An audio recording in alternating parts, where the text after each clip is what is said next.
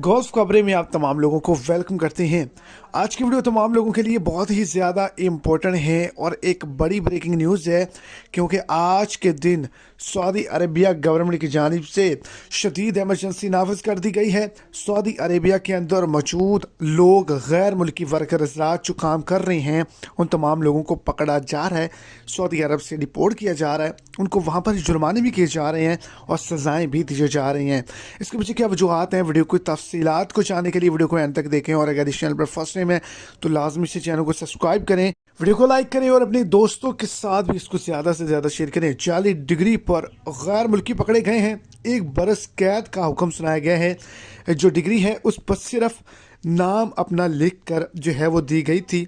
Engineering university की ये degree थी, गैर मुल्की था जो पकड़ा गया है, और इसको फौरी तौर पर जो है वो हज़ारों रियाल जुर्माना और 1 साल कैद का हुक्म सुनाया गया है। और आने वाले वक्त में जो भी पाकिस्तानी, इंडियन, बांग्लादेशी ऐसी हरकत करेगा वो सऊदी अरब से डिपोर्ट कर दिया जाएगा।